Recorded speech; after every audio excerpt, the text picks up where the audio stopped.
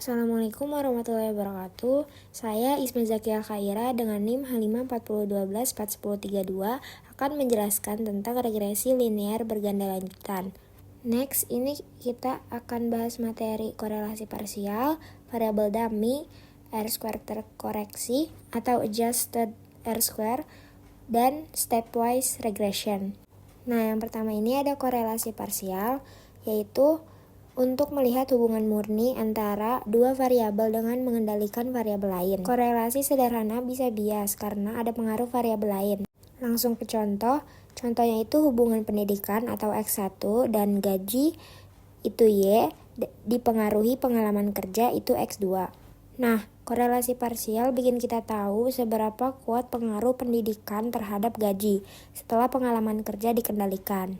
Next, ada variabel dummy. Regresi linear biasanya pakai data kuantitatif atau numerik.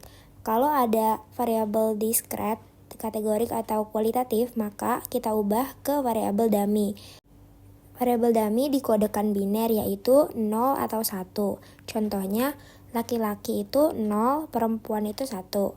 0 itu bekerja dan 1 tidak bekerja. Jika ada K kategori, dibuat K1 dummy. Contohnya, misal ada pekerjaan, yaitu ada PNS, swasta, dan tidak bekerja. Jadi kita buat 2 dummy.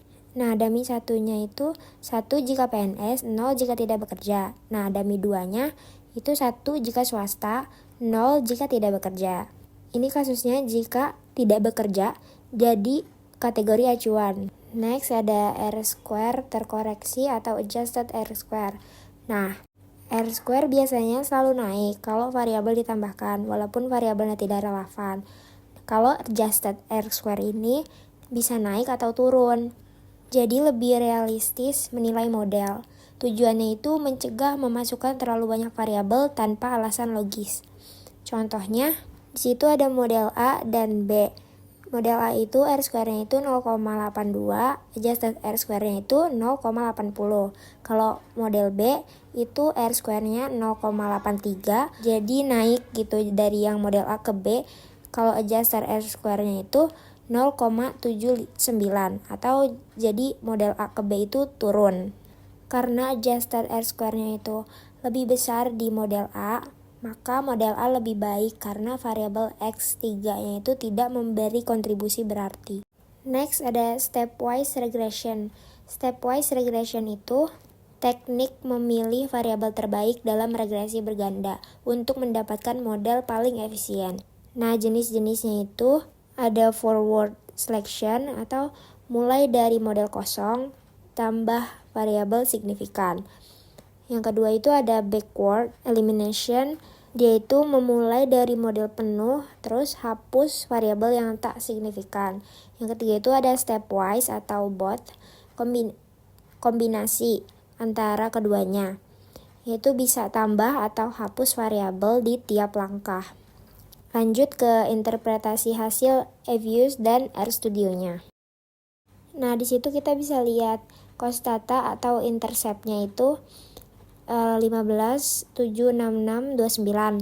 Itu berarti variabel X1 dan X2-nya 0, maka nilai Y diprediksi sebesar 15, 7, 6, 6, 29.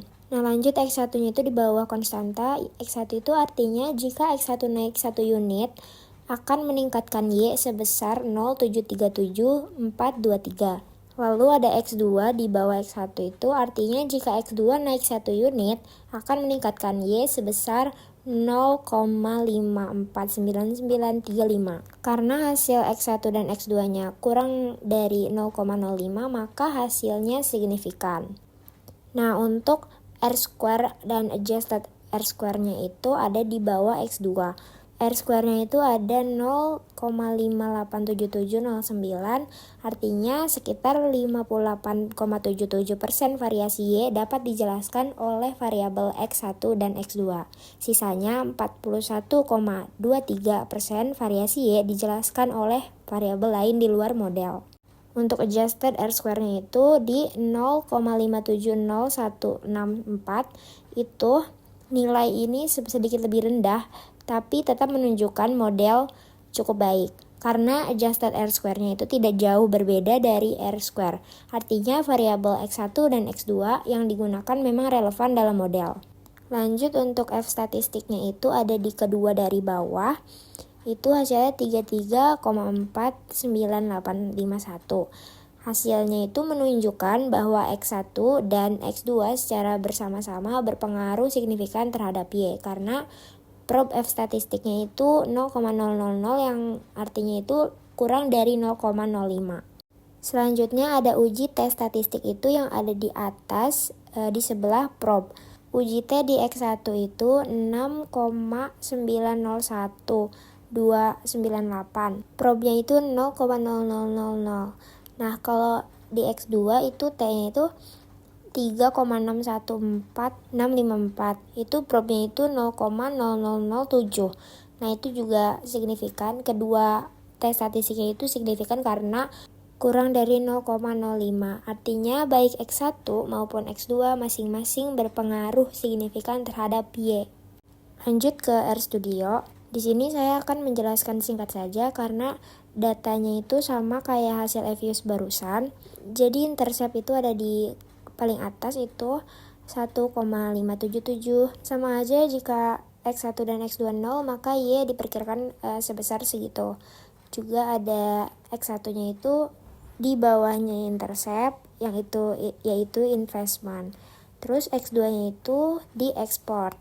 Nah, keduanya ini signifikan karena p-value keduanya itu kurang dari 0,05. Lalu untuk R-square dan adjusted R-square itu ada di bawah di multiple R-square dan adjusted R-square. Sama aja. Jadi X1 dan X2 itu mampu menjelaskan 58,77% variasi Y. Sedangkan sisanya itu dijelaskan oleh variabel di luar model. Untuk adjusted R-square-nya itu nilainya sedikit lebih rendah, tapi tetap cukup dekat dengan R-square. Yang artinya X2 dan X1 itu relevan dalam model dan tidak menimbulkan bias besar. Untuk uji F-nya itu yang di paling bawah F statistik itu 33,5, itu menunjukkan bahwa X1 dan X2 secara simultan berpengaruh signifikan terhadap Y. Untuk uji T-nya itu ada di atas yang 6901 dan 3615. Itu p-value-nya itu sama-sama kurang dari 0,05. Jadi hasilnya signifikan. Artinya baik X1 maupun X2 masing-masing berpengaruh signifikan terhadap Y. Segitu aja penjelasannya, kurang lebihnya mohon maaf. Wassalamualaikum warahmatullahi wabarakatuh.